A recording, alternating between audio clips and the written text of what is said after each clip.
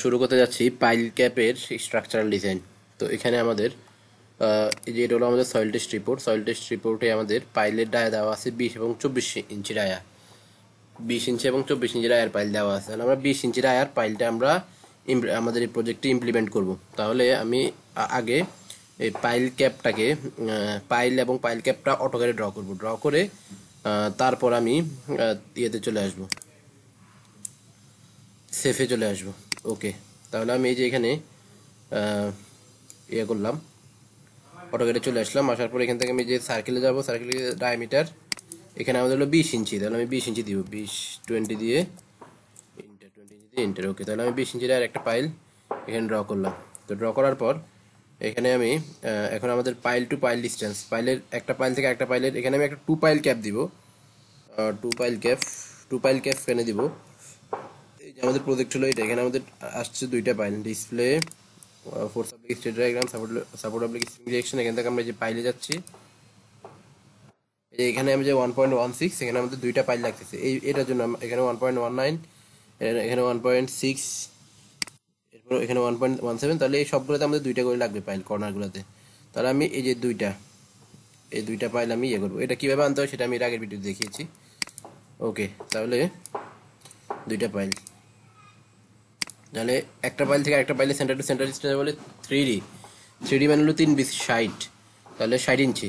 তাহলে আমি এখান থেকে এটা আরেকটা কপি করবো। এখন কপি করে যে এখান থেকে আমি বরাবর 60 ইঞ্চি নিয়ে যাব, 60 ইঞ্চ। ওকে, 6 ইঞ্চি হয়েছে মেবি। সিলেক্ট করে কপি, এখান থেকে 60 ইঞ্চি।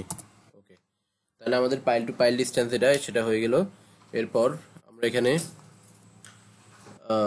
পাইলের ইজটা ড্র করবো আর কি। পাইলের ইজ, তো পাইলের ইজ হবে হলো আমাদের মিনিমাম আমি 8 ইঞ্চি বলছি। আর আমাদের আরেকটা ক্রাইটেরিয়াও আছে, সেটা হলো 15 ইঞ্চি। পাইলের সেন্টার থেকে পাইল ক্যাপের আউটসাইড পর্যন্ত 15 ইঞ্চি। তো সেটা আমাদের বেশি গভর্ন করে না, আমাদের মিনিমাম 8 ইঞ্চি যেটা, সেটাই বেশিরভাগ সময় গভর্ন করে। তো আমি 8 ইঞ্চি ধরে করতেছি, ওই যে ইন্টার, 8 দিয়ে ইন্টার। ওকে, তাহলে এই যে এখানে দিয়ে দিব, এখানে দিয়ে দিব। ওকে, এরপর আমি যে এখানে এটা ক্লিক করব, এখানে আমি 8 দিব।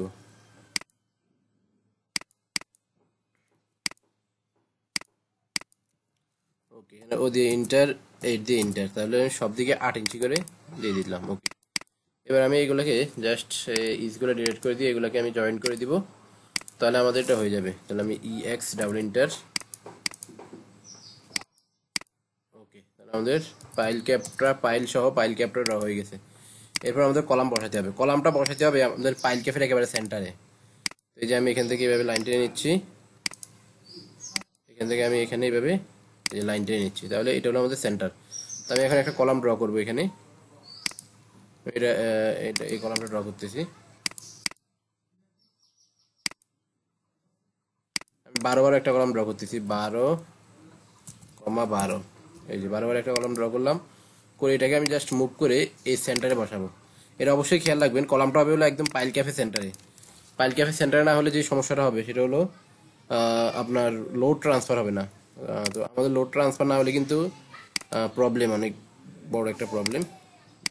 2 ফিট 6 ইঞ্চি আমি ডিস্টেন্সগুলো মেপে নিই, এগুলো কাজে লাগবে। 2 ফিট 6 ইঞ্চি। ওকে, তাহলে আমাদের পাইল ক্যাপ মডেল করা হয়ে গেল। এভাবে আপনারা পাইল ক্যাপগুলো মডেল করে ফেলবেন। ওকে,